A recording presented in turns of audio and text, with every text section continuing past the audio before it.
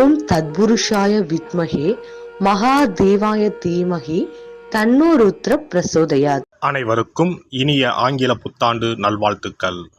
நிகழும் ஸ்ரீ மங்களகரமான குரோதி ஆண்டு மார்கழி மாதம் 17ஆம் தேதி புதன்கிழமை அன்று பிரதமை திதியில் உத்திராடம் நட்சத்திரத்தில் வியாகாதம் நாமயோகத்தில் பாலவம் கர்ணத்தில் அமிர்தயோகம் கூடிய நன்னாளில் இந்த ஜனவரி மாதம் பிறக்கிறது.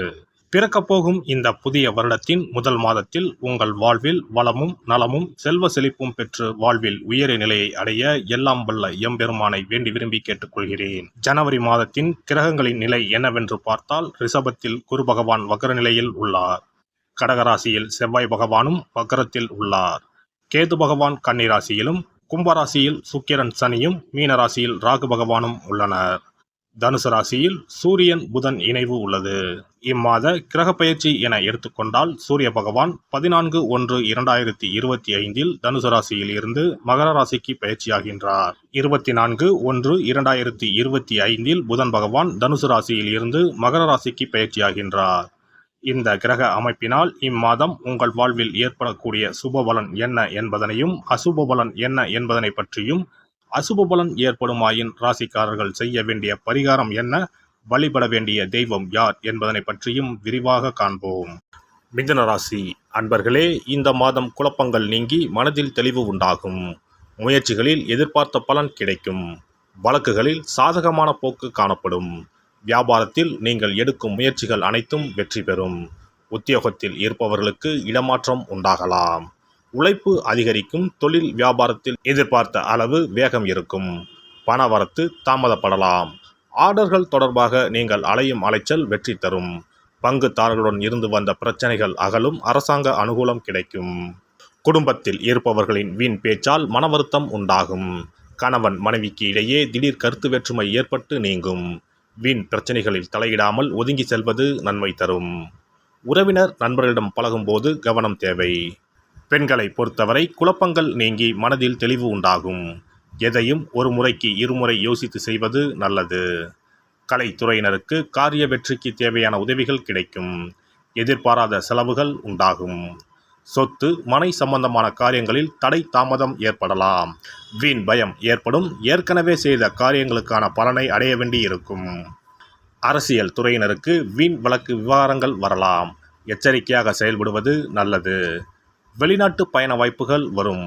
சிலர் வெளியூர் பயணம் செல்வார்கள். எதிர் பாலினத்தாருடன் பழகும்போது கவனம் தேவை.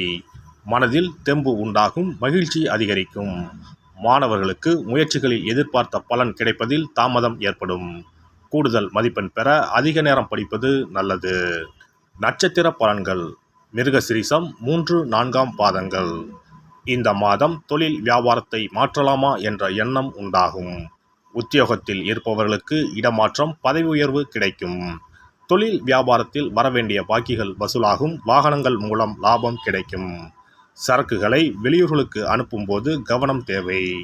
திருவாதிரை நட்சத்திரம். இந்த மாதம் கணவன் மனைவிக்கு இடையே இருந்து வந்த கருத்து வேற்றுமை குறையும். உங்களை பற்றி யாராவது வீண் அவதூறு பேசினால் கண்டு கொள்ளாமல் ஒதுங்கி விடுவது நல்லது. விருந்து கேளிக்கை நிகழ்ச்சிகளில் கலந்து கொண்டு ருசியான உணவை உண்பீர்கள். புனர்பூசம் 1-2-3 பாதங்கள்.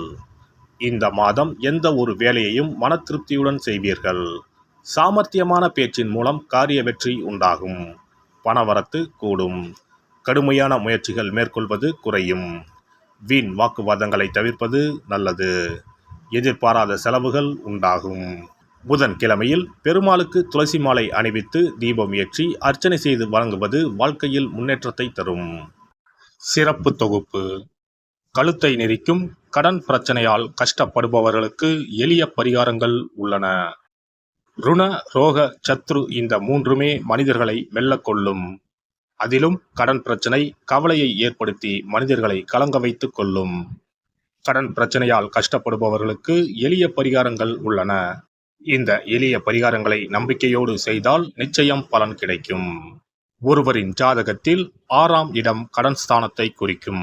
கடன் பிரச்சனையால் இன்றைக்கு பலரும் தற்கொலை செய்து கொள்கின்றனர். சக்கரத்தாழ்வார் அருள் இருந்தால் கண்டிப்பாக கடன் பிரச்சனைகள் நீங்கும். பெருமாள் கோவிலுக்கு சென்று சனி மற்றும் புதன்கிழமைகளில் சக்கரத்தாழ்வார் சன்னதியில் துளசி மாலை சாற்றி 12 முறை வலம் வர வேண்டும்.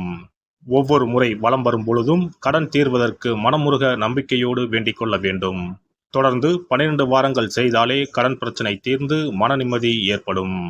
மேசராசியில் பிறந்தவர்கள் தயிரை கொண்டு இனிப்பு பலகாரம் செய்து ஒவ்வொரு வெள்ளிக்கிழமையும் மாலை வேளையில் பசுவுக்கு கொடுத்து வர கடன் பிரச்சனைகள் தீரும். விருச்சிக ராசியில் பிறந்தவர்கள் ஞாயிற்றுக்கிழமை அன்று லட்சுமி நரசிம்மருக்கு காய்ச்சிய பசும்பால் அல்லது பானகத்தை பிரசாதமாக வைக்க வேண்டும். 48 நாட்கள் இந்த பூஜையை செய்தால் கடன் தொல்லையில் இருந்து விடுபடலாம். ரிஷபராசியில் பிறந்தவர்கள் ஜவ்வரிசி கொண்டு இனிப்பு தயாரித்து அதை வெள்ளிக்கிழமை என்று பசுவிற்கு மாலை வேளையில் கொடுத்து வர கடன்கள் அடைந்து சுகம் பெறலாம்.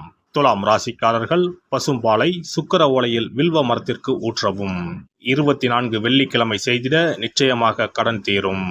வெள்ளிக்கிழமையில் அரச மரத்தடி விநாயகருக்கு அகலில் 11 தீபமும் 11 முறை வலம் வந்தும் வழிபட்டால் கடன் தீரும். மிதுன ராசிக்காரர்கள் தினசரி சிறிது தயிர் சேர்த்து குளித்து வரவும். கடன்கள் நீங்கும். மாலை வேளையில் சூரிய தரிசனம் அஸ்தமனத்துக்கு முன் செய்து வரவும். கன்னி ராசிக்காரர்கள் சனிக்கிழமைகளில் உளுந்து வடை தானம் செய்யவும். அதை நீங்கள் உண்ணக்கூடாது. மேலும் துளசிக்கு தினசரி நீர் வார்த்து ஒரு மண் அகலில் நல்லெண்ணெய் விளக்கேற்றி வைக்க ருண நிவாரணம் பெறலாம்.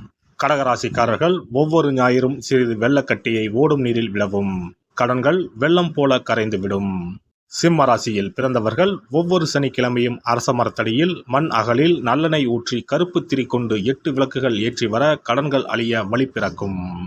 மகர ராசிக்காரர்கள் சனிக்கிழமைகளில் எள்ளுருண்டை செய்து பலருக்கு தானமாய் கொடுத்து வர கடன் தொல்லைகள் நீங்கும்.